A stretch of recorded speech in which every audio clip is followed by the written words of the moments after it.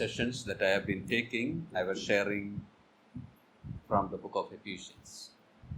నేను అందిస్తున్న లేఖన భాగాలు తరగతులు ఎఫెసీ పత్రిక నుంచి నేను అందిస్తున్నాను. We will continue with that same series. అదే తరగతులను మనము కొనసాగిద్దాం. Kindly turn to chapter 5 of Ephesians. ఎఫెసీ పత్రిక 5వ అధ్యాయం మనము తిప్పుదాం. And for our study in this session, we will read the first 7 verses.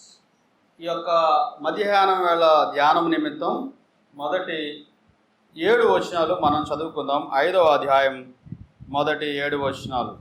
కావున మీరు ప్రియులైన పిల్లల వలె దేవుని పోలి నడుచుకునుడి. క్రీస్తు మిమ్మల్ని ప్రేమించి పరిమళ వాసనగా ఉండుటకు మన కొరకు తను తాను దేవునికి అర్పణగాను బలిగాను అప్పగించుకునను. అలాగుననే మీరును ప్రేమ కలిగి నడుచుకునండి. మీలో జారత్వమే కానీ ఏ విధమైన అపవిత్రతే కానీ లోభత్వమే కానీ వీటి పేరైనను ఎత్తకూడదు. ఇదే పరిశుద్ధులకు తగినది.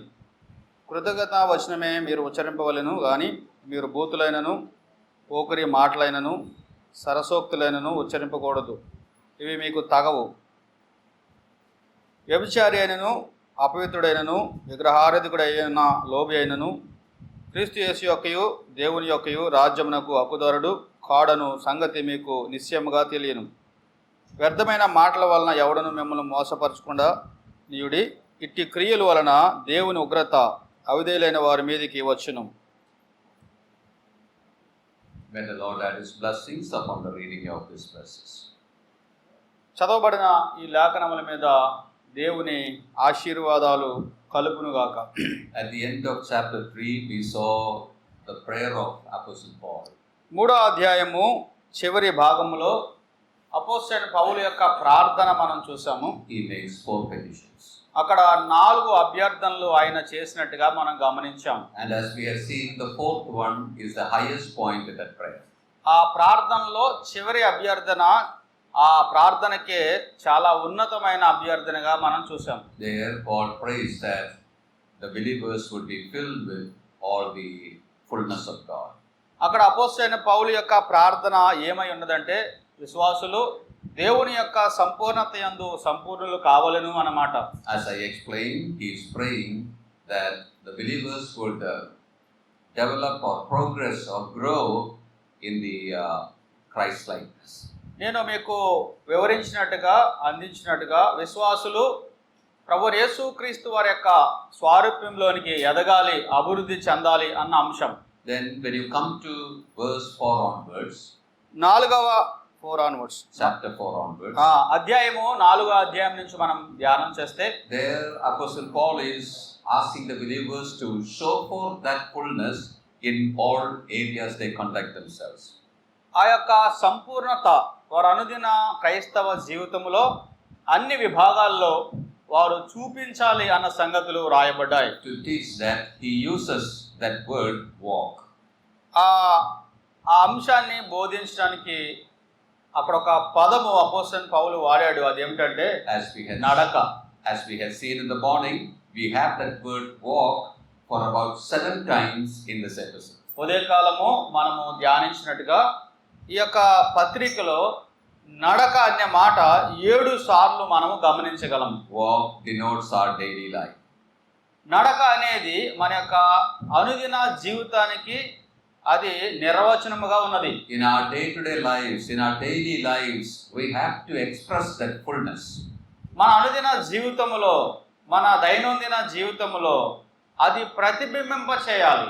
Or we have to show forth the conformity to Christ in every area we conduct ourselves. మన జీవితంలో అన్ని విభాగాల్లో కూడా, అన్ని దినచర్యలలో కూడా ప్రభువైన యేసుక్రీస్తు వారి యొక్క సంపూర్ణతను మనం కనుపరచవలసిన వారుగా ఉన్నాం. We were looking at the beginning part of chapter 4 in the morning. ఉదయకాలం వేళ 4వ అధ్యాయము ఆరంభ వచనాలు మనము ధ్యానం చేశాము. There we saw the writer Paul presenting the standard for the walk.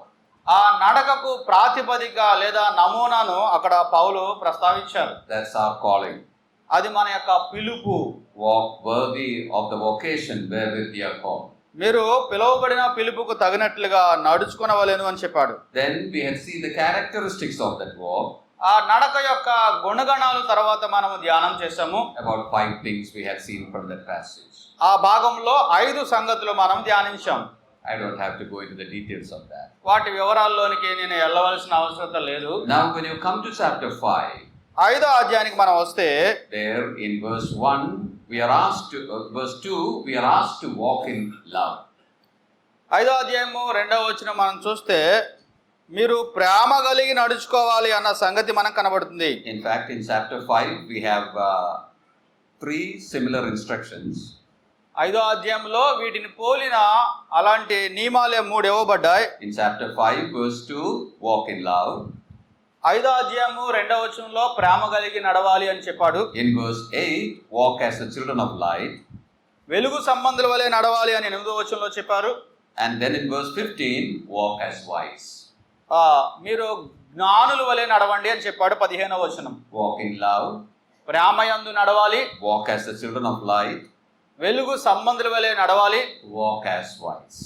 జ్ఞానము కలిగి నడుచుకోవాలి. Now we know that God is love. మనందరికీ తెలుసు దేవుడు ప్రేమ స్వరూపి. 1 John chapter 4 we have that. మొదటి యోహాను పత్రిక 4వ అధ్యాయంలో అది మనం చూస్తాం. Similarly in 1 John chapter 1 we are told that God is light. యోహాను మొదటి పత్రిక 1వ అధ్యాయంలో దేవుడు వెలుగై ఉన్నాడు అన్న సంగతి కూడా చూస్తాం. And when you come to 1 Corinthians chapter 1 there we see God as wisdom. మొదటి కొరింథీ పత్రిక 1వ అధ్యాయం మనం చూస్తే అక్కడ దేవుడు మన జ్ఞానమై ఉన్నాడు అన్న సంగతి చూస్తాం. God is love. దేవుడు ప్రేమ స్వరూపి. God is light. దేవుడు వెలుగు.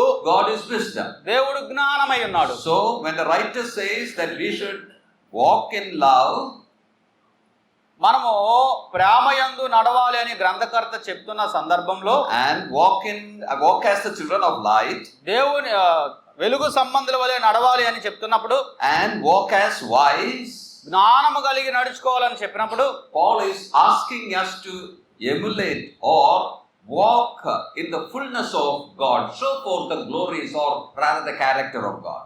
దేవుని గుణలక్షణాలు, దేవుని యొక్క పరిపూర్ణతలు, దేవుని గుణగణాలు ఈ యొక్క నడకలో మనం కనిపించాలి అని పౌలు చెప్తున్నాడు. Out of that we are going to dwell upon the first one only in this session. ఈ యొక్క తరగతిలో ఆ మొదటి అంశం మీద మన ధ్యానాన్ని కేంద్రీకరించుదాం. Walk in love. ప్రేమయందు నడవడం. Now we know that God loves the world. దేవుడు లోకమును ప్రేమిస్తున్నాడు అన్న సంగతి మనకు తెలుసు. And God's love is in the believers. God's love is in the believers. దేవుని ప్రేమ విశ్వాసుల్లో ఉన్నది. Now come to Romans chapter 5 and verse 5. There we see that. రోమాపత్రిక 5:5లో మనం ఆ యొక్క అంశాన్ని చూడగలుగుతాం. There we read like this. ఎలా చదువుతాం మనం అక్కడ? The last portion of it, there we read that the love of God is shed abroad in our hearts by the Holy Ghost which is given unto us. దేవుని ప్రేమ మన హృదయంలో కుమ్మరింపబడి ఉన్నది అన్న సంగతి అక్కడ మనం చూస్తున్నాం. Yeah, God's love is shed abroad in our hearts. మన హృదయాల్లో దేవుని ప్రేమ కుమ్మరించబడి ఉన్నది. That's why I said that God's love is within us, within the believers.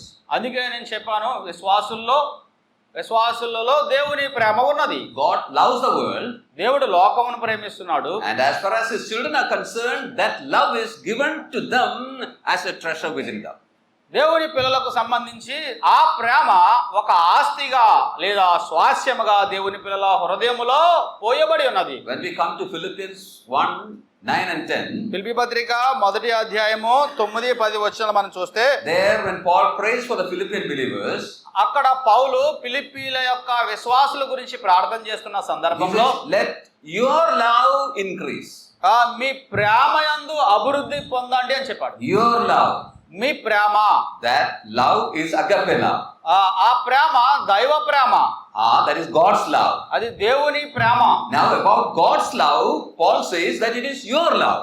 ఇప్పుడు దేవుని ప్రేమను అపోస్తలుడైన పౌలు ఎలా ప్రస్తావిస్తున్నాడంటే ఇది మీ ప్రేమ అని చెప్తున్నాడు. Means God's love has become our possession.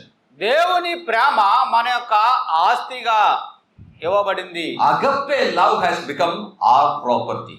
ఆ అగాపే ప్రేమ అంటే దేవుని ప్రేమ మనకు స్వాస్యముగా ఇవ్వబడింది. When we come to the scripture, లేఖనాల యొద్దకు వచ్చినప్పుడు we are told that God has loved us with an everlasting love.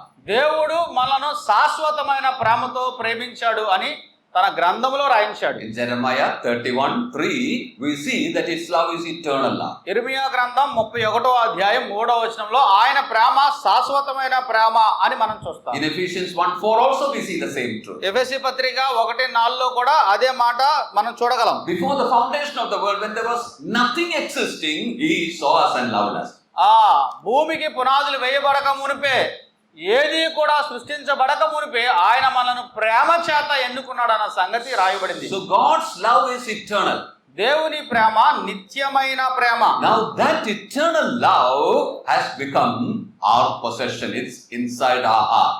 ఆ శాశ్వతమైన ప్రేమ మన స్వాస్యముగా ఇవ్వబడింది, అది మనలో నివసిస్తూ ఉన్నది. But that love to become our possession, ఆ ప్రేమ మన స్వాస్యముగా అవ్వాలి అని అంటే, that is, that eternal love in God to become our possession within us, ఆ శాశ్వతమైన ప్రేమ మన ఆస్తిగా మనలో నివసించాలి అని అంటే, that love had to come down certain steps.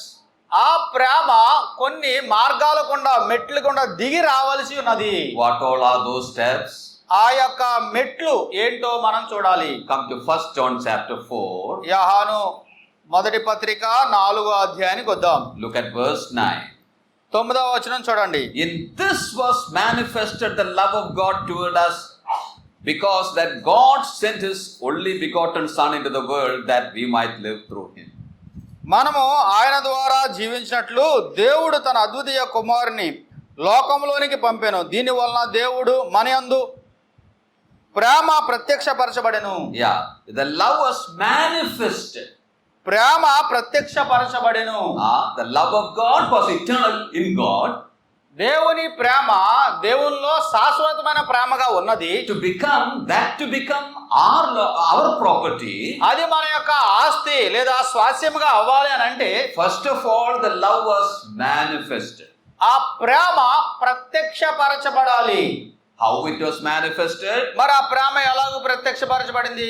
That verse says, God sent His only begotten Son into the world. దేవుడు తన అద్వితీయ కుమారుని లోకములోనికి పంపెను అని చెప్పబడింది. Or look at Bethlehem, we see that love manifested. బెత్లెహేమును మనం చూస్తే అక్కడ ఆ ప్రేమ ప్రత్యక్షత కనబడుతుంది. The eternal God, the creator of all things, took flesh and was born as a babe in Bethlehem. నిత్యుడైన దేవుడు, సర్వ సృష్టికర్త అయిన ఆయన దేహాన్ని రక్తమాంసాల్ని ధరించుకుని బెత్లెహేములో ఉద్భవించాడు. In that we see the manifestation of the eternal love. అక్కడ దేవుని ప్రేమ ప్రత్యక్షత మనకు కనబడుతుంది In Bethlehem. బెత్లెహేములో. Now come to Romans 8. రోమా పత్రిక 8వ అధ్యాయం. There we see the next step that love took. అక్కడ ప్రేమ తీసుకున్న మరొక మెట్టు మనం చూస్తున్నాం. రోమా పత్రిక 8వ అధ్యాయంలో Chapter 5 verse 8. Chapter 5 verse 8. Yeah. 5వ అధ్యాయము 8వ వచనం చూద్దాం చూడండి. But God commended His love toward us in that while we were yet sinners, Christ died for us. అయితే దేవుడు మన ఎడల తన ప్రేమను వెల్లడిపరుచున్నాడు. ఎట్లనగా మనం ఇంకనూ పాపులమై ఉండగానే క్రీస్తు మన కొరకు చనిపోయాడు. In 1 John 4:9 the love was manifested. మొదటి యోహాను పత్రిక 4:9లో ప్రేమ ప్రత్యక్షపరచబడింది అని చదివాం. Eternal love hidden in God was manifested. శాశ్వతమైన ప్రేమ, దేవుల్లో దాచబడిన ప్రేమ ప్రత్యక్షపరచబడింది. Here in Romans 5:8 it is another word. ఇక్కడ రోమపత్రిక 5:8లో మరొక పదము మనం చూస్తున్నాం. God commended His love or God demonstrated His love. అక్కడ ప్రత్యక్షపరచబడింది అన్న మాటకు ఇక్కడ వెల్లడి చేయబడింది అన్న మాట రాయబడింది. Where and how? ఎక్కడ, ఎలా? Christ died for us. క్రీస్తు మన కొరకు చనిపోయెను. Or on the cross of Calvary, what we see is a demonstration, an exhibition. Calvary శిలువలో మనకి కనిపించేది ఏమిటంటే ఆయన ప్రేమ యొక్క వెల్లడి అక్కడ మనం చూస్తాం. Exhibition of God's love. దేవుని ప్రేమ యొక్క తేటతెల్లంగా వెల్లడి కావడం. Eternal love, శాశ్వతమైన ప్రేమ, manifested love, ప్రత్యక్షపరచబడిన ప్రేమ, demonstrated love, వెల్లడైన ప్రేమ. Then Romans 5:5. 5:5లో చూడండి రోమా పత్రికలోనే. That's the verse that we just now read a while ago. ఇందాక మనం ఒకసారి దాన్ని చూసాం కదా. There we see the love of God is shed abroad into our heart. మన హృదయంలో కుమ్మరించబడినది అని చూస్తున్నాం. Shed abroad into our heart. మన హృదయంలో కుమ్మరించబడినది. It's within the believers. ఇది విశ్వాసులలో ఉన్నది. It's our property. ఇది మన యొక్క స్వాస్యము. That's why Paul told Philippians that it is your love.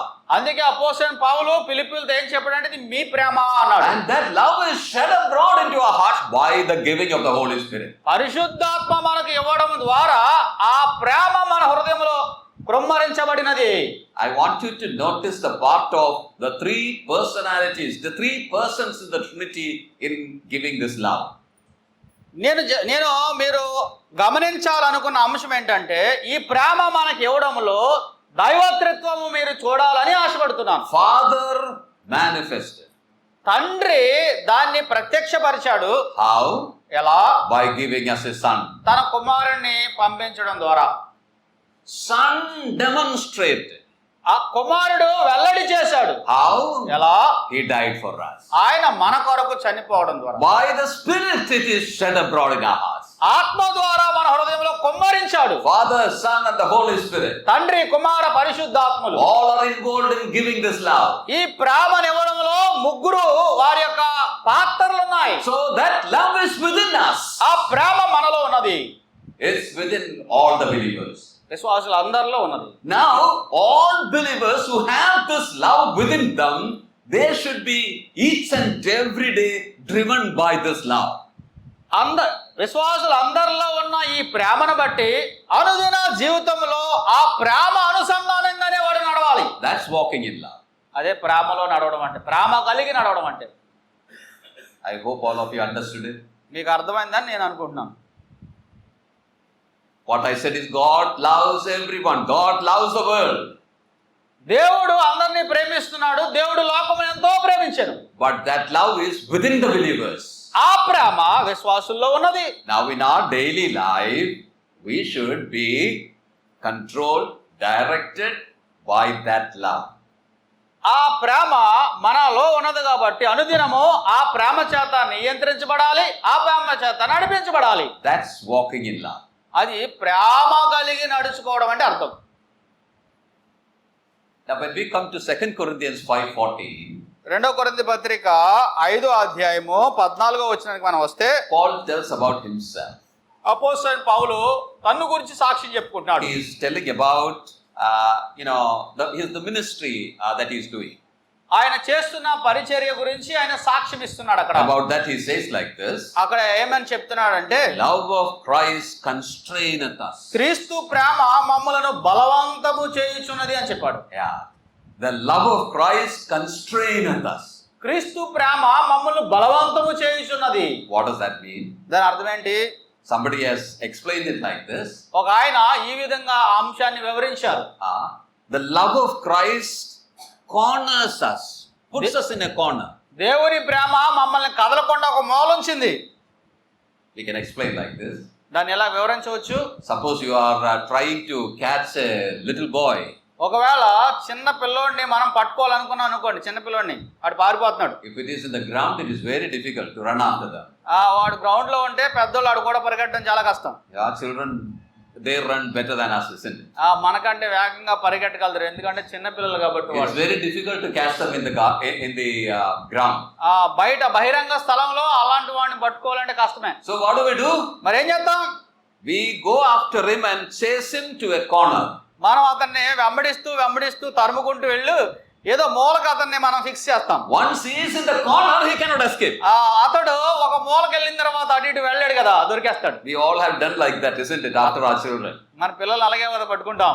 When my children are all now grown up, when they were small, we used to do that. మా పిల్లలు ఇప్పుడు పెరిగిపోయారు కానీ మా చిన్నప్పుడు ఉన్నప్పుడు ఇలా పట్టుకునే వాళ్ళమాట. అలాగే I hope you all have done it. మీరు అందరూ చేశారని నేను నమ్ముతున్నాను. Once they are cornered, they cannot escape. ఒకసారి మూలకు వెళ్ళిపోయారు అనుకోండి, ఇరుక్కుపోతారు, అటు ఇటు వెళ్ళలేరు, మనకు దొరికిపోతారు. Now Paul is telling, I am cornered. Opposite Paul ఏమన్నాడంటే నేను దొరికిపోయాను అన్నాడు. Cornered by what? దేని వల్ల నేను దొరికిపోయాను? Cornered by the love of Christ. క్రీస్తు ప్రేమను బట్టి. See my life, what all suffering I undergo. నా జీవితాన్ని చూడండి, ఎన్ని శ్రమల గుండా వెళ్తున్నాను. What all troubles I take for the ministry of Christ. దేవుని సేవ పరిచర్యలో కలిగే శ్రమలు ఇబ్బందులు ఎన్నో మీరు చూడండి. Each day I am dying. అన్నో దినము చనిపోతున్నాను. Why am I doing this? ఎందుకు ఇవన్నీ చేస్తున్నాను? Christ's love has cornered me. ఆ క్రీస్తు ప్రేమ నన్ను ఒక మూలగా నెట్టేసింది. I cannot escape this. ఆ ప్రేమ నుంచి తప్పించుకోలేను. I have to live like this. నేను ఎలాగా జీవించాలి? I have to labor like this. ఈ విధంగానే శ్రమపడాలి. When we are cornered with that love each day and live by the force of it, we are walking in love. ఆ ప్రేమ చేత మనం బంధించబడి ఆ ప్రేమ చేత నడిపించబడితే మనం దేవుని ప్రేమలో నడుస్తున్నాం. I hope it is clear. అర్థమైందని అనుకుంటున్నాను. It is God's desire that each and every moment, each and every day of our life, we would live by motivated, by driven by that love. ఇది దేవుని ఆశ, ఇది దేవుని కోరిక. ఆ ప్రేమ చేత ప్రేరేపించబడి ఆ ప్రేమ చేత నియంత్రించబడి ఆ ప్రేమ చేత నడిపించబడాలనేది. Let me tell you one thing. ఒక విషయాన్ని మీతో If చెప్పాలనుకుంటున్నాను. you read this epistle to Ephesians, ఎఫెసీ పత్రిక మీరు చదవగలిగితే we see this word love occurring many times. ఈ ప్రేమ అనే పదము చాలాసార్లు వచ్చింది. In fact, if you count it, 14 times you have that word love occurring. ఒకవేళ మీరు జాగ్రత్తగా లెక్కేస్తే 14 సార్లు కనపడుద్ది. That much emphasis you have in this epistle on love. ఈ యొక్క పత్రికలో ప్రేమను గురించి అంత బలమైన లోతైన నొక్కి చెప్పాడు. But when you come to the second epistle to the Ephesians, ఎఫెసీయులకు రాసిన పత్రిక రెండోది ఉందంట మరి.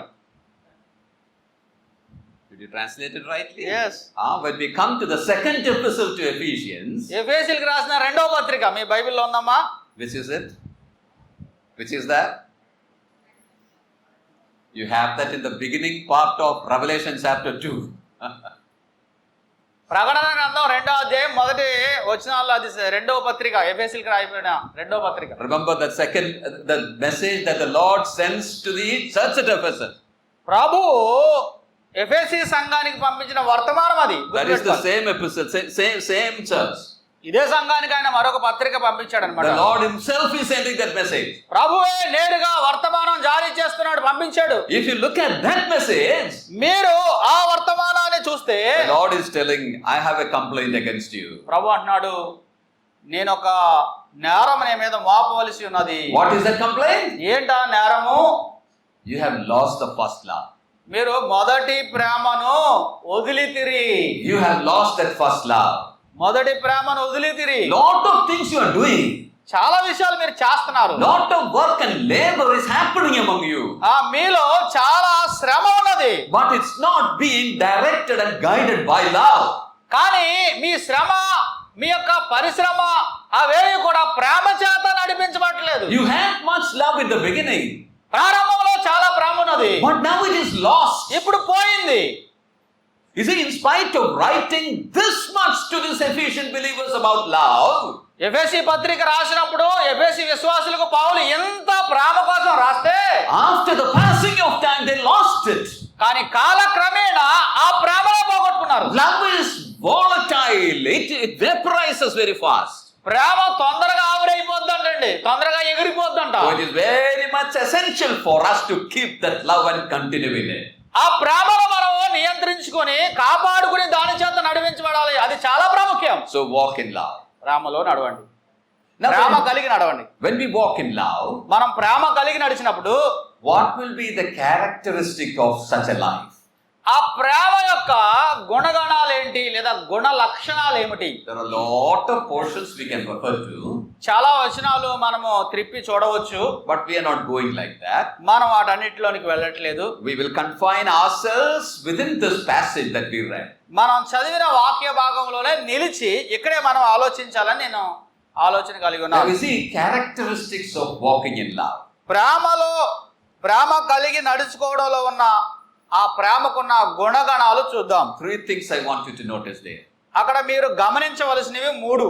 Number 1, మొట్టమొదటిది love imitates. ప్రేమ అనుకరిస్తుంది. Number 2, రెండవది love gives. ప్రేమ ఇస్తుంది. Number 3, మూడవది love pleases. ప్రేమ సంతోషపరుస్తుంది. Pleasing pleasing, pleases. Thank you. Love imitates, ప్రేమ అనుకరిస్తుంది, love gives, ప్రేమ ఇస్తుంది, love pleases. ప్రేమ సంతోషపరుస్తుంది. Now let me try to explain that from this portion. ఇప్పుడు మనం ఆలోచించిన ఈ భాగాలు ఈ మనం చదివిన భాగంలోంచి మీకు వివరించడానికి ప్రయత్నం చేస్తాను. Look at the first one. మొట్టమొదటి చూడండి. In verse 1, you have that first point. మొదటి వచనంలో 5వ అధ్యాయంలో అది ఉన్నది. Be ye therefore followers of God as dear children. కావున మీరు ప్రియులైన పిల్లల వలె దేవుని పోలి నడుచుకోండి అన్నాడు. When we come to the last portion of chapter 4, 4వ అధ్యాయము చివరి వచనాన్ని చూడండి. verse 32, 32వ వచనము, there it says, be kind one to another, tender-hearted, forgiving one another, even as God for Christ's sake hath forgiven you. ఒకరినొకడు దయగలిగి కరుణాహృదయులై క్రీస్తునందు దేవుడు మిమ్మల్ని క్షమించిన ప్రకారము మీరును ఒకరినొకరు క్షమించుడి. There we see what God has done to us. అక్కడ దేవుడు మన కొరకు ఏం చేశాడో చూస్తున్నాం. God has forgiven us. దేవుడు మనల్ని క్షమించాడు. Then chapter 5, 5వ అధ్యాయంలో, be ye therefore followers of God as dear children. కావున మీరు దేవుని పిల్లలై, కావున ప్రియులైన దేవుని పిల్లల వలె దేవుని పోలి నడుచుకోండి అని చెప్పారు. That means we have seen how God dealt with us. దేవుడు మనతో ఎలా వ్యవహరించాడో 4:32లో చూసాం కదా. And that we have to imitate in our life also. అదే మన జీవితంలో అనుకరించాలి. 5:1. If it is only about forgiveness which is being told here, అక్కడ ఆ క్షమాపణ మాత్రమే చెప్పినట్లయితే we can apply it to all areas of our life. మన జీవితంలో అన్ని విభాగాలకు దాన్ని ఆపాదించవచ్చు. As the children of God, as the dear children of God, we have to imitate God in everything. ప్రియులైన పిల్లల వలె మనం అన్ని విషయములలో దేవుని పోలి నడవాలి. Notice that word followers. అక్కడ చూడండి, పోలి అనే మాట మీరు చూసుకోవాలి. The word used in Greek is the word mimitai. అనుకరించడం లేదంటే అదే విధంగా పలకడం, పోలి నాడు అంటే. You use the Greek word. The Greek word for followers is mimitai. మిమిటాయ్ అనే గ్రీకు పదం వాడబడిందంట There is పోలి నడుచుకోవడానికి. one word that derived from that word mimitai in English.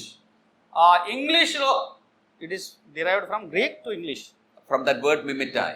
మిమిటాయ్ అనేది ఆ పదం ఇంగ్లీష్లోనికి ఇలాగా ఆపాదించబడింది. You know that word mimicry. Mimicry తెలుసు కదా మీకు.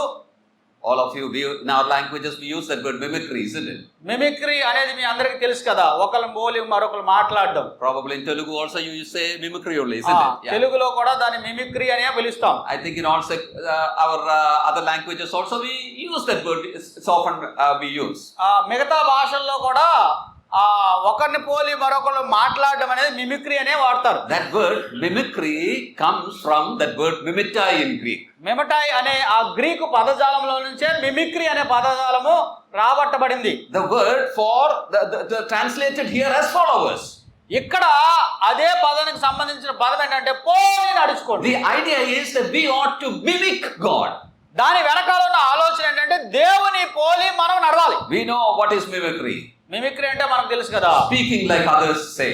ఇతరులు ఏదైతే మాట్లాడతారో అదే నమూనాలో మాట్లాడడం. Copy their sound.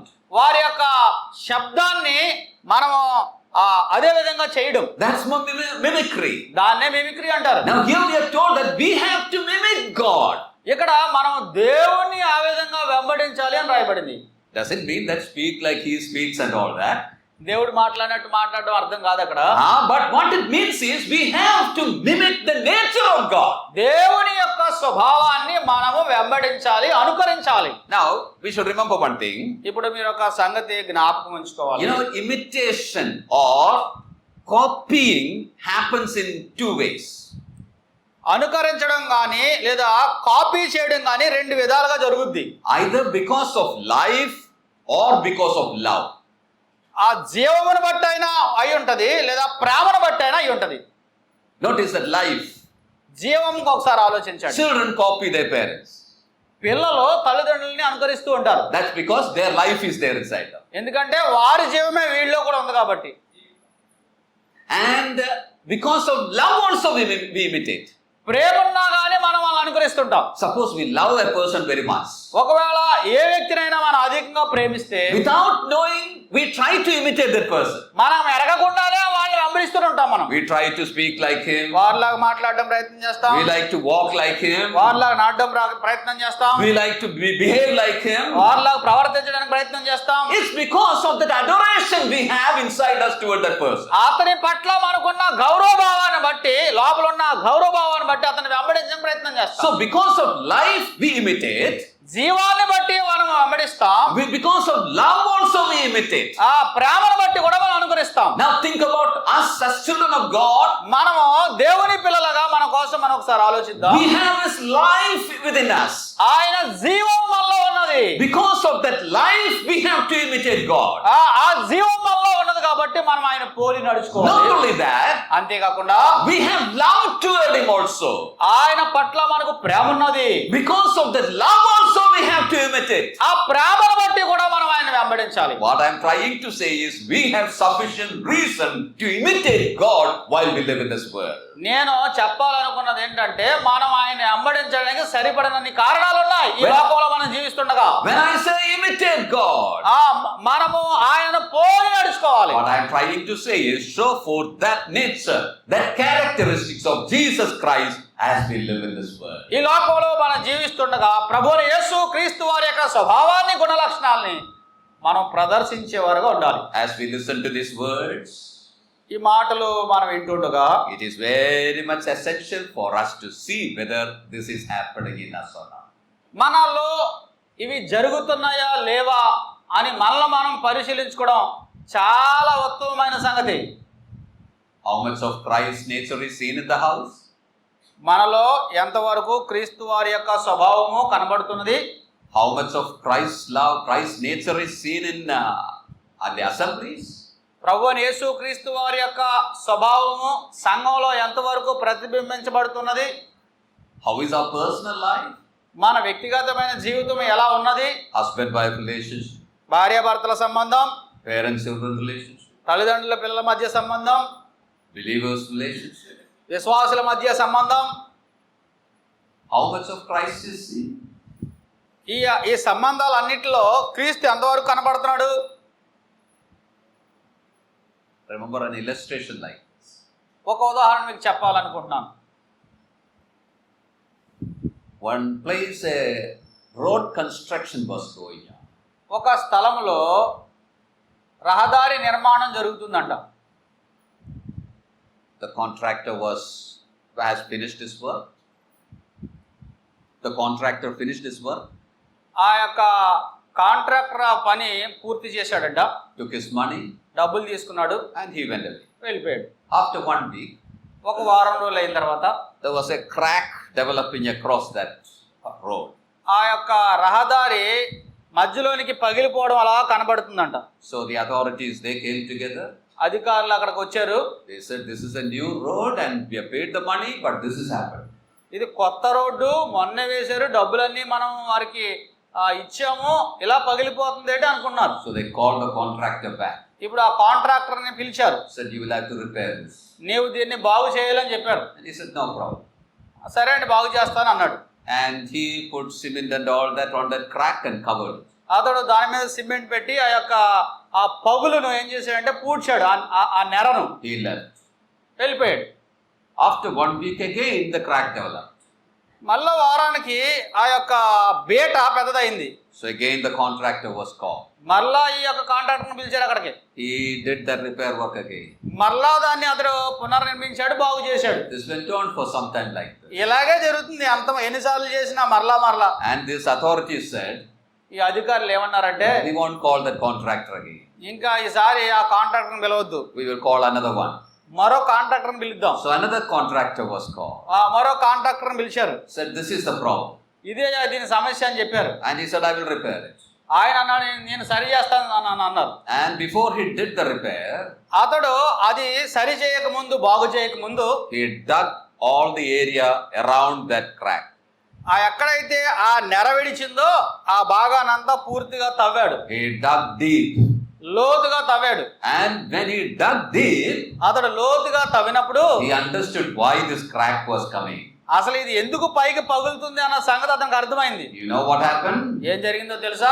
From underneath, a group of mushrooms were growing.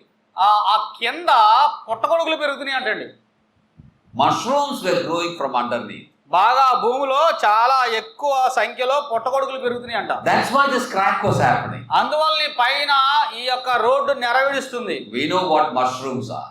ఆ పుట్టగొడుగులు అంటే ఏంటో మీకు తెలుసు కదా. You can just take it in your hand and crush it. వాటిని ఎలా చేత్తో అలాగంటే నలిగిపోతాయి. It doesn't have any strength, isn't it? వాటికి ఏం పెద్ద బలం ఉండదు కదా. But just imagine those mushrooms were cracking this road. కానీ ఆ బలహీనమైన పుట్టగొడుగులు ఆ భూభాగంలో ఉన్నప్పుడు ఈ పై రోడ్డు పగలగొట్టేస్తున్నాయి. Why it happens? ఎందుకు జరుగుతుంది? In the mushroom, life is there. Mushrooms లో జీవం ఉన్నది. Life has power. ఆ జీవానికి శక్తి ఉంటది. And that life will show itself. ఆ జీవం దాన్ని ప్రత్యక్షపరుస్తుంటది. Why did I say this illustration? ఎందుకు ఈ ఉదాహరణ చెప్పానంటే, You and I have the life of God within us. ఆ దేవుని జీవము నీలో నాలో ఉన్నది. As we have the life of God within us, దేవుని జీవము నీలో నాలో ఉంటే we have God's nature within us. దేవుని స్వభావం మనలో ఉన్నది. If that life and nature is within us, దేవుని జీవము దేవుని యొక్క స్వభావం మనలో ఉంటే it should be seen. అది కనబడాలంతే. It should be seen around. అది ప్రత్యక్షపరచబడాలి. If nothing is seen, ఏమీ కనబడకపోతే doubt whether you have that life and nature or not. ఆ స్వభావము ఆ ప్రేమ లేదా ఆ స్వభావం ఆ జీవం మీలో ఉన్నదో లేదో సందేహం. I hope you got what I'm trying to say. నేను చెప్పాలనుకున్నది మీకు అర్థమైందని నేను నిరీక్షణ కలిగి ఉన్నాను. Yes or no? Are you all here? ఇక్కడ ఉన్నారమ్మా? భోజనం బాగా చేశారు కదా. Love imitates. ప్రేమ అనుకరిస్తూ ఉంటుంది. His nature will be seen through us. That's what I mean. ఆయన స్వభావము మన ద్వారా ప్రత్యక్షపరచబడుతుంది, కనుపరచబడుతుంది. Suppose you play cricket. ఒకవేళ మీరు cricket ఆడారనుకోండి. Suppose you have, one role model from the cricket field, like Sachin Tendulkar or Virat Kohli or somebody. మీరు cricket ఆడినప్పుడు మీరు ఒక వ్యక్తిని మీకు దైవంగా లేకపోతే వెంబడించవలసిన వాడిగా పెట్టుకుంటారు. సచిన్ టెండూల్కర్, కోహ్లీయో. Suppose you are a football, you play football. ఒకవేళ ఫుట్బాల్ ఆడుతున్నాం అనుకో.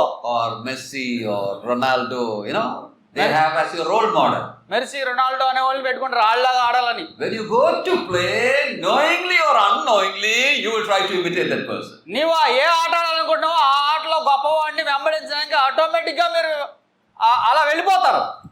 When you walk into the ground, you will walk like him.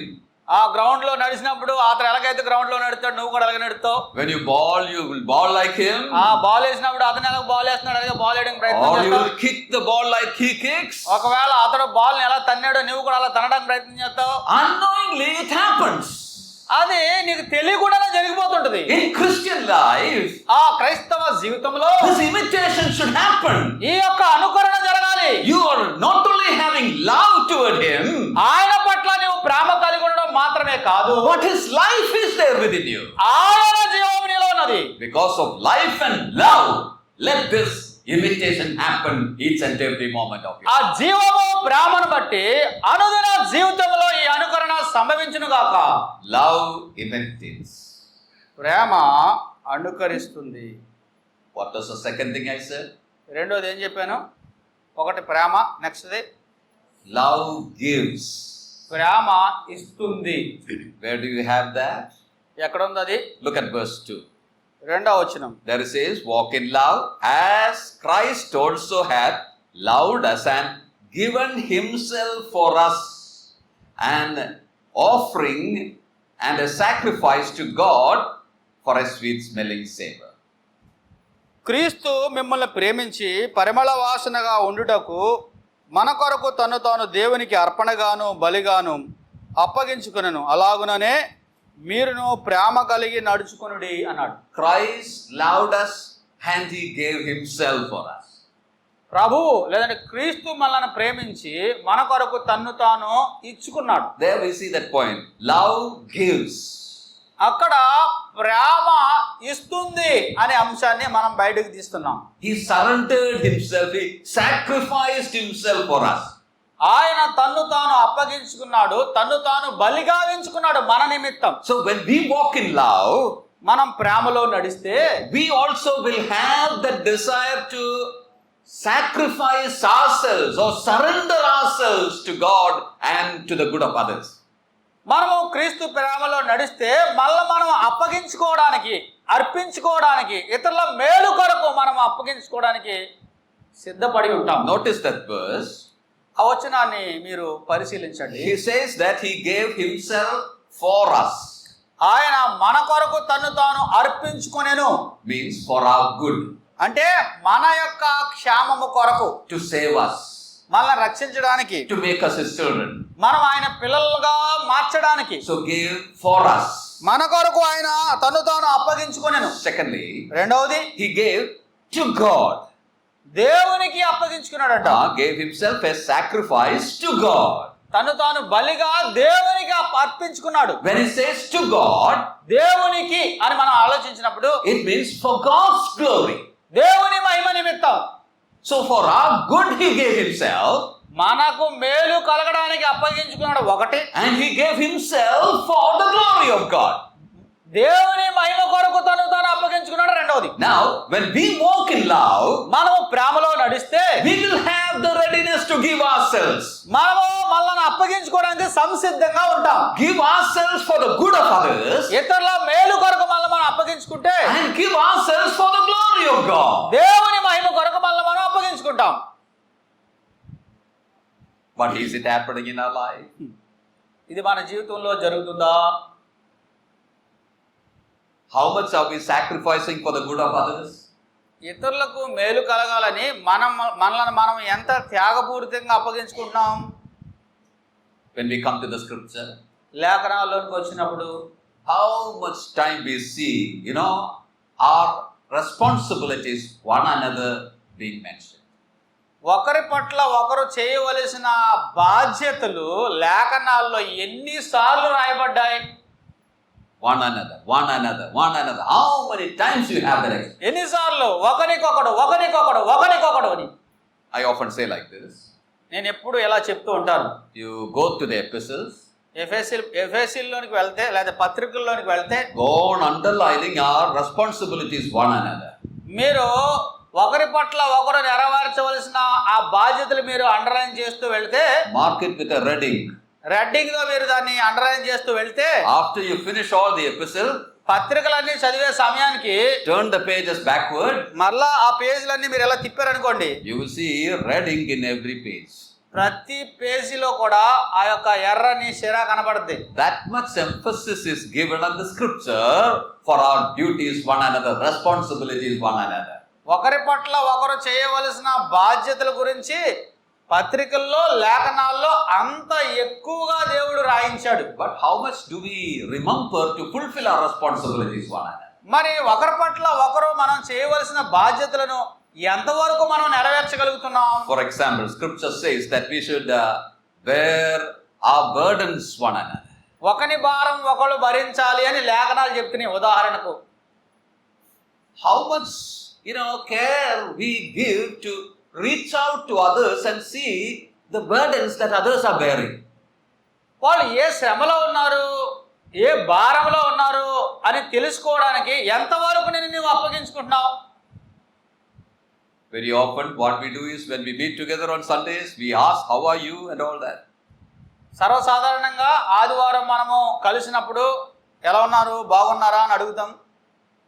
What will be the answer? జవాబు ఏంటి? Fine. బాగున్నామండి. How are you? Fine. బాగున్నారా? బాగున్నాం. But if you go closely, ఇంకా కొంచెం దగ్గరికి జరిగావనుకో, say, brother, sister, we are praying for you very much. సహోదరి, సహోదరుడా, మీ కొరకు మేము బాగా ప్రార్థన చేస్తున్నాం. How are you keeping? ఎలా ఉన్నారు మీరు? Then you will see problems shared one by one. అప్పుడు వాళ్ళ హృదయం నుంచి ఒకదాని తర్వాత ఒకటి బయటకు వస్తాయి అన్నమాట సమస్యలు. People are living through a lot of difficulties. ప్రజలు చాలా సమస్యలు ఉన్నారు. The world is like that. ప్రపంచమే అలా ఉన్నది. Troubles are increasing.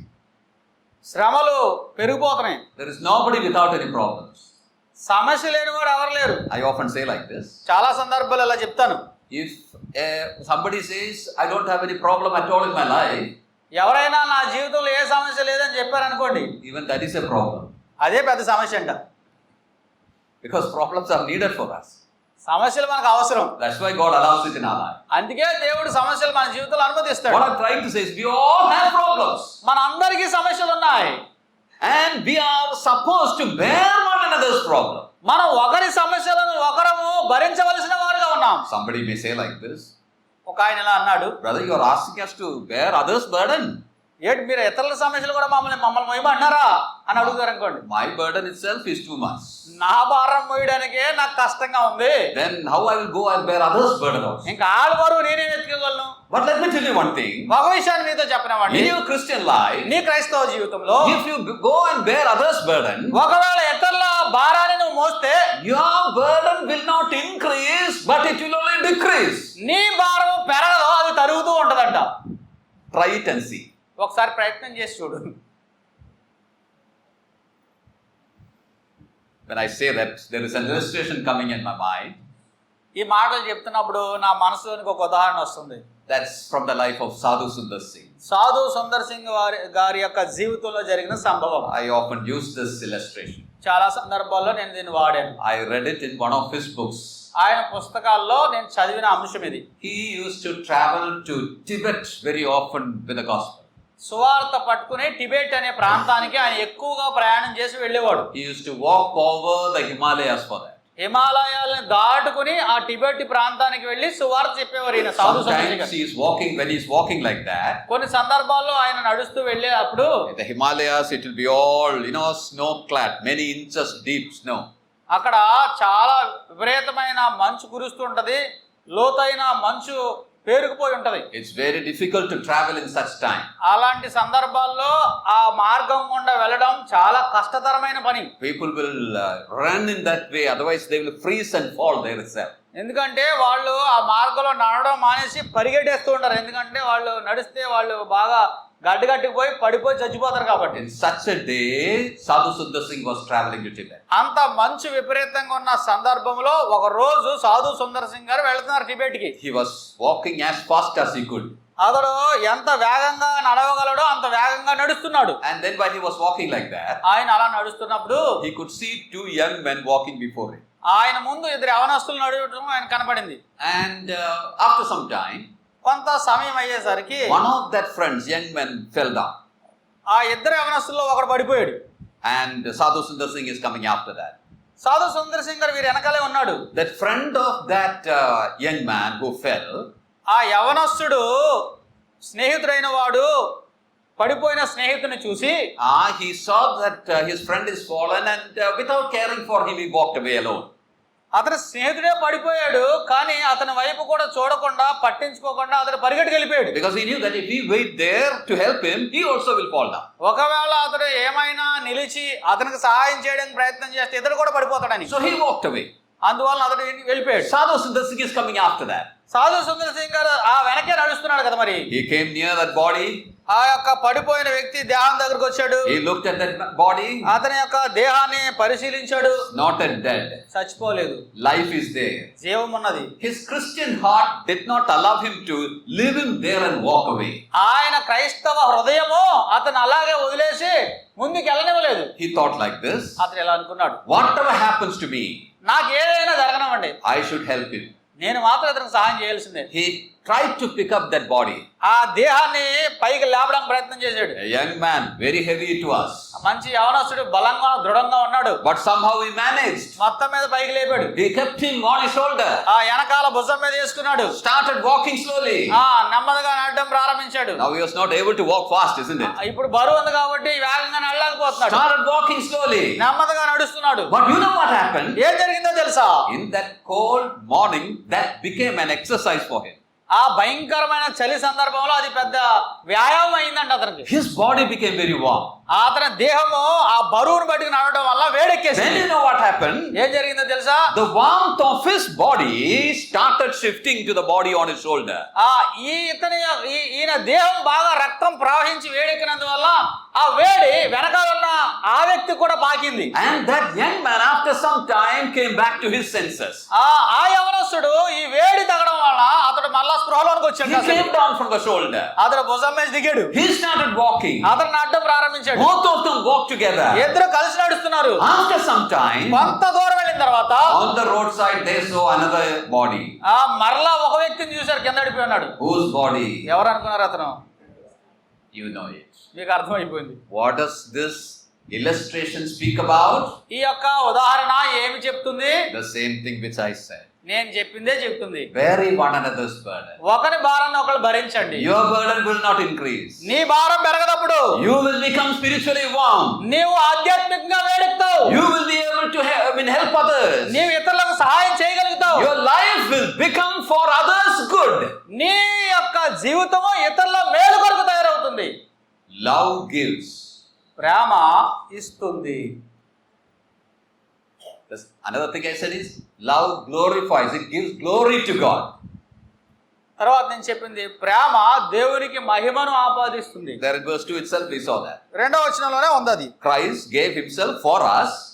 క్రీస్తు మన నిమిత్తము తను తాను అప్పగించుకున్నాడు. Then we are told that he gave himself to God.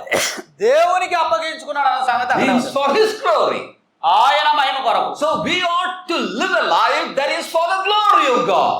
మన జీవితము ఎలాగ మనం జీవించాలంటే అది దేవుని మహిమ కొరకు జీవించాలి. When we come to 1 Corinthians chapter 10 and verse 31, మొదటి కొరింథీ పత్రిక 10వ అధ్యాయం 31వ వచనం మనం చూస్తే there Apostle Paul says, అక్కడ అపోస్తలుడైన పౌలు ఎలా చెప్పాడు? whether you eat or drink or whatever you do it all for the glory of God. మీరు భోజనం చేసినను పానము చేసినను మరేమి చేసినను దేవుని మహిమ కొరకు చేయండి. When it says whether you eat or drink or whatever you do, అంటే నువ్వు భోజనం చేసినా పానం చేసినా మరేమి చేసినా అంటే that means even the common things that you do each day, that should be for the glory of God. అనుదినము సర్వసాధారణంగా చేసే అంశాలే దాంట్లో కూడా దేవునికి మహిమకరంగా నువ్వు జీవించాలి అని. Even the things that we do in the kitchen should be done for the glory of God. మనము కిచెన్ లో వంటగదిలో చేసేది కూడా దేవుని మహిమ కొరకు చేయాలి. Looking after the children should be for the glory of God. పిల్లల్ని పెంచడం దేవుని మహిమ కొరకు చేయాలి. Doing work in the office should be for the glory of God. మనము పని చేయడం దేవుని మహిమ కొరకు చేయాలి. Everything should be for the glory of God. సమస్తము దేవుని మహిమ కొరకు చేయవలసిన వారుగా ఉన్నాము. Our studies should be for the glory of God. మనము చదివేది దేవుని మహిమ కొరకే. Our friendship should be for the glory of మన God. స్నేహము దేవుని మహిమ కొరకే. If there is anything disgraceful for the name of God, we should show the sincerity to remove it from our life. దేవునికి అవమానం కలిగించేది, అపకీర్తి కలిగించేది ఏదైనా వాళ్ళలో ఉంటే దాన్ని తీసివేయడానికి తీవ్రంగా ప్రయత్నం చేయాలి. Love gives ప్రేమిస్తుంది for others good, ఇతరుల మేలు కొరకు, for God's glory. దేవుని మహిమార్థం. That's verse 2. అది రెండవ వచనం. Love imitates. ప్రేమ అనుకరిస్తుంది. We should imitate God. మనం దేవుణ్ణి అనుకరించాలి. 2 reasons. రెండు కారణాలు. Tell me. ఏంటా రెండు కారణాలు? జీవము, he said. He said, okay. Life and love. జీవము, ప్రేమ. And the second thing I should ask, love gives. రెండవది ప్రేమ ఇస్తుంది. Gives for 2 things. రెండు విషయాల్లో ఇస్తుంది. What else? ఒకటి For others good, ఇతరుల మేలు కొరకు ఇస్తుంది.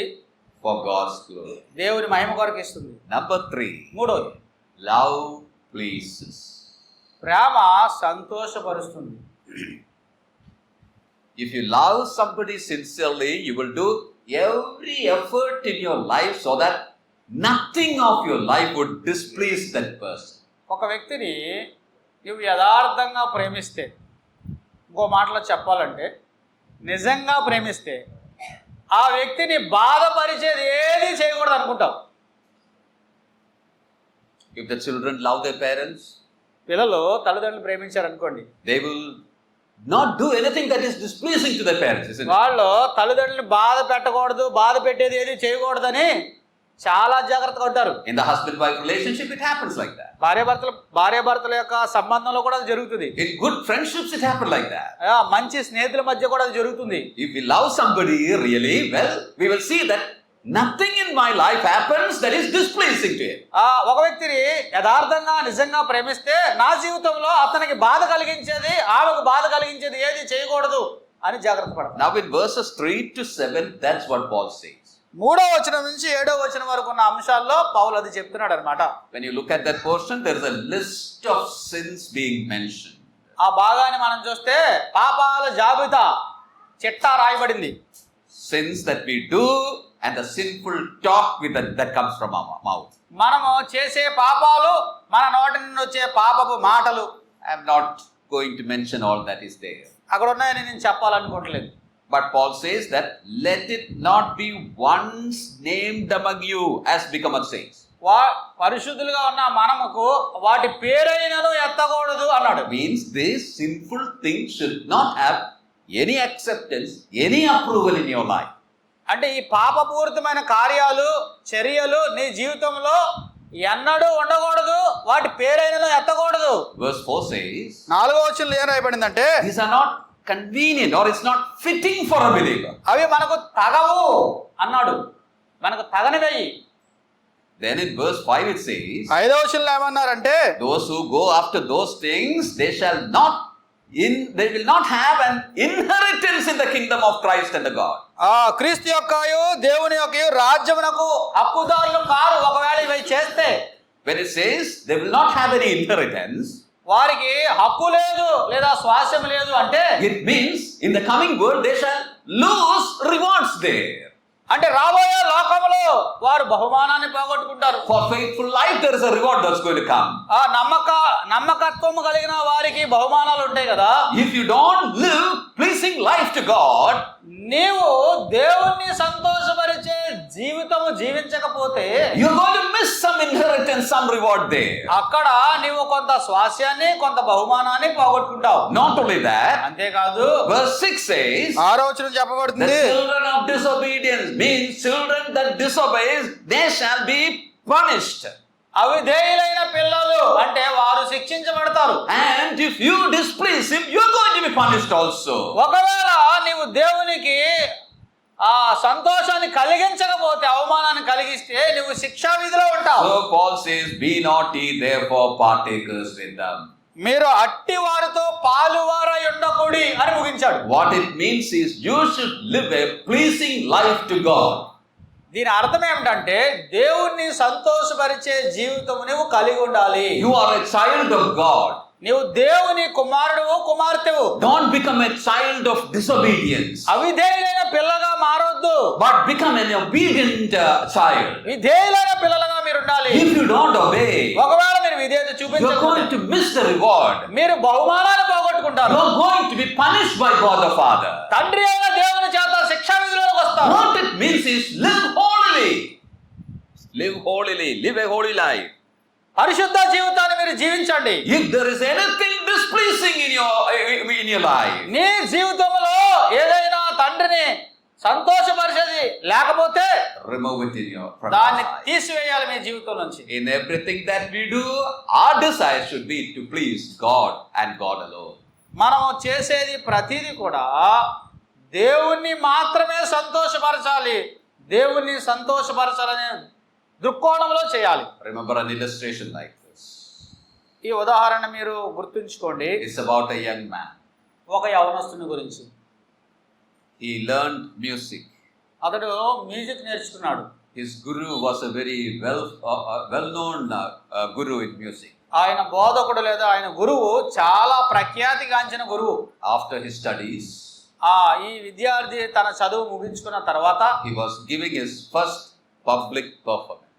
అతడు బహిరంగ వేదిక మీద మొట్టమొదటిసారి ప్రదర్శిస్తున్నాడు తన యొక్క విద్యను. It was in his own town. అది తన సొంత పట్టణము. Lot of people came. చాలా మంది వచ్చారు ప్రజలు. The people who knew him. అతను ఎరిగిన వారు కూడా చాలా మంది వచ్చారు. So he was on stage, అతడు వేదిక మీద ఉన్నాడు, giving his first performance. అతడు మొట్టమొదటి ప్రదర్శన ఇవ్వబోతున్నాడు విద్య పూర్తి చేసుకుని. Started doing the music. అతడు మ్యూజిక్ వాయించడం ఆరంభించాడు. All the people were very happy. ప్రజలందరూ చాలా సంతోషంగా ఉన్నారు. They were all applauding. వాళ్ళందరూ కూడా బాగా కేకలేస్తున్నారు. They were shouting his name. అతని పేరు పెట్టి అరుస్తున్నారు. But about that young man, it is told like this. కానీ ఆ యవనస్తుని కోసం ఇలా చెప్పబడింది. When he was doing that music, అతడు ఆ యొక్క వాయిద్యాన్ని వాయిస్తున్నప్పుడు his ears and his eyes were not on that people. అతని యొక్క కళ్ళు గాని అతని యొక్క చెవులు గాని ఈ ప్రజల మీద లేవు. They were shouting and they were applauding, clapping hands and all that. వాళ్ళు అరుస్తున్నారు, కేకలేస్తున్నారు, కేరింతలు కొడుతున్నారు, తప్పట్లు కొడుతున్నారు. He was not looking at that. అతడు అవేమి చూడలేదు. He was not, seeing all that. He was not hearing all that. అవన్నీ అతడు చూస్తలేదు, వింటలేదు. His eyes were fixed on a man that was sitting at the last row of that crowd. ఆ యొక్క జన సమూహంలో చివరన ఉన్న ఒక వ్యక్తి మీద తన కళ్ళు కేంద్రీకరించాడు. He was not seeing anything else. మిగతావేమి He was చూడలేదు. always looking at that man. అతను మాత్రమే తదేకంగా చూస్తున్నాడు. When there is a smile in that face, అతని ముఖంలో నవ్వు ఉందనుకోండి, he knew that he was doing well. ఇతను బాగా చేస్తున్నాడని ఇతను తెలుసు. When there was a frown on his foreheads, అతని యొక్క నొసటి మీద గీతలు వచ్చాయనుకోండి, he knew that there is some problem.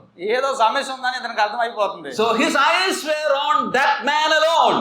ఇతని కళ్ళు మాత్రం ఆ వేదిక వెనకాలన్న ఆ వ్యక్తి మీద కేంద్రీకరించాడు. Who was that man? ఎవరతను? His guru, his master. గురువు గారు. We have a master. మనకి కూడా యజమానుడు ఉన్నాడు కదా, We have our Lord. మనకి ప్రభు ఉన్నాడు కదా. Our eyes should be set on him. మన నేత్రాలు ఆయన మీద కేంద్రీకరించాలి. Is he pleased with my life? నా జీవితాన్ని బట్టి ఆయన సంతోషిస్తున్నాడా? Is he pleased with the way that I talk? నేను మాట్లాడే మాటలను బట్టి ఆయన సంతోషిస్తున్నాడా? Is he pleased with my friendships? నా స్నేహాలను బట్టి ఆయన సంతోషిస్తున్నాడా? Is he pleased with the way that we run our home? మన కుటుంబాన్ని మనం నడిపించుకునే ఆ వ్యవహారాన్ని చూసి ఆయన సంతోషిస్తున్నాడా? It's at every moment we should think like that and order our life. అనుక్షణము మనం ఆలోచనలతోనే ఆలోచిస్తూ మన జీవితాన్ని క్రమబద్ధీకరించుకోవాలి. Our life desire should be that our life should be for his pleasure. మన జీవితము ఆయనను సంతోషపరిచేదిగా ఉండాలి. God said like this. ప్రభు ఇలా చెప్పాడు, This is my beloved son in whom I am well pleased. ఈయన నా ప్రియ కుమారుడు, ఈయన యందు నేను ఆనందించుచున్నాను. God should be able to look at our life and say the same thing. దేవుడు మన జీవితంలోనూ కూడా చూసి అదే విషయాన్ని చెప్పగలిగిన వాడై ఉండాలి. So dear brothers and sisters, that love of God is within us. నా ప్రియమైన సహోదరి సహోదరులారా, ఆ దేవుని ప్రేమ మనలో ఉన్నది. Now walk in love. ప్రేమ కలిగి నడుచుకోండి. Walk constrained by that love. ఆ ప్రేమ చేత బలవంతము చేయబడి నడవండి. I mentioned 3 characteristics of that kind of a life. అలాంటి జీవానికి ఉన్న 3 గుణగణాలు చెప్పాను. Love imitates. ప్రేమ అనుకరిస్తుంది. Love gives. ప్రేమ ఇస్తుంది. Love pleases. ప్రేమ సంతోషపరుస్తుంది. May the Lord help us that this may happen in our lives as we walk in love. దేవుడు మన జీవితాల్లో ప్రేమ కలిగి నడుచుకోవడానికి సహాయం చేయునుగాక. May the Lord bless these words in our lives. దేవుడి వచనాలు మన కొరకు దీవించునుగాక.